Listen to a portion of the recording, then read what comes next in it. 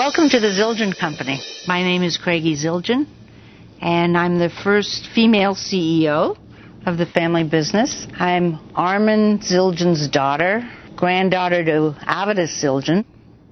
In so many respects, Avidus, my grandfather, was ahead of his time. For example, he continuously told me and my sister Debbie that there was no reason women couldn't be just as successful in business as men.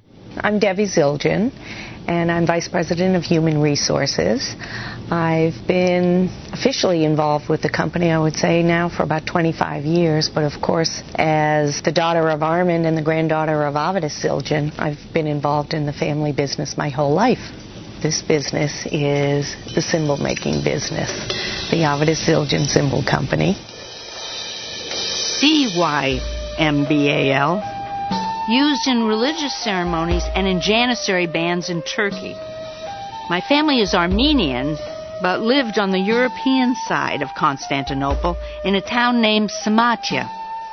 It dates back to 1623, when Avidus I discovered the secret formula for making an incredibly clear and brilliant sounding cymbal.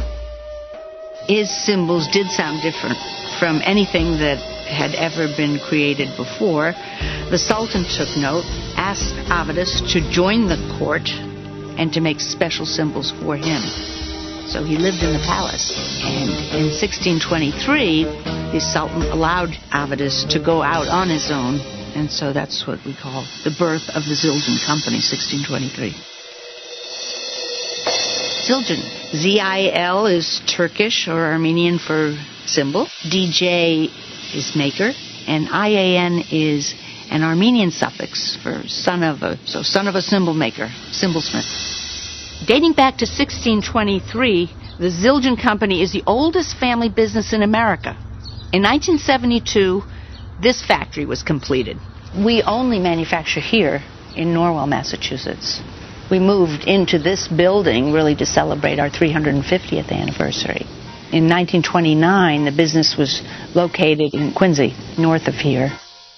The original factory on 39 Fayette Street was very close to the train station, and that was convenient in the early days when the company was starting up. Drummers would come to Boston, take the train down to the factory. That's when the business really started to take shape. He became very, very close with Gene Krupa. Gene asked my grandfather, can you make a thinner cymbal for the drum kit instead of these heavy marching cymbals? Because cymbals had always been heavy marching cymbals. And he did, and, it just became really popular. Joe Jones came along, really popularized the hi-hat. And all these terms never existed before, so you have to just make a name up. Well, this sounds like crash cymbal, so we're going to call it a crash. And this is sort of a ride beat. That's a ride cymbal. All of that terminology originated here with my grandfather and the drumming community. So this was the emergence, really, of the drum kit as we know it. And my grandfather was an important part of that. Artists love to come here and visit us, and we love to have them.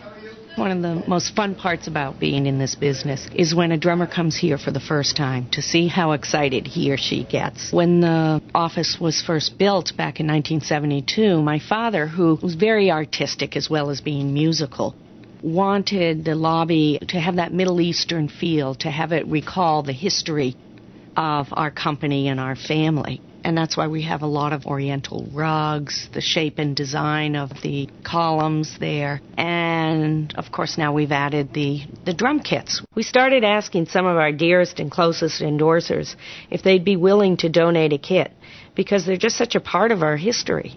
So this really began with Elvin Jones's kit. And that's a very special kit because Elvin was just such a very warm, enthusiastic, happy person. And he made a number of visits here and got the biggest kick out of seeing his drum set there.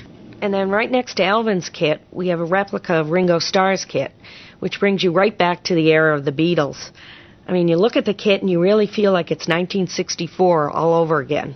And then across from them, we have more of the modern artist kit in Travis Barker. Travis's kit features the platinum cymbals, which we manufactured in the 1980s. And then right next to Travis's kit, we have Dennis Chambers, and that's just a fabulous kit. It's this bright, bright yellow, and knowing Dennis, that's his color, and it just, big excitement, big big kit that he used on the Santana tour. We have Buddy Rich's set here. Buddy gave that to my father as a gift. My father had to have been his biggest fan.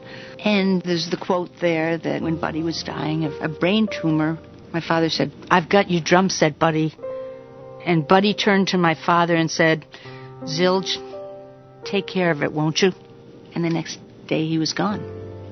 But we have a part of Buddy Rich here, as we do with Max Roach. He wrote a score on Pies of Quincy. Pies, a nickname for cymbals. Quincy is where we used to be before we moved to Norwell.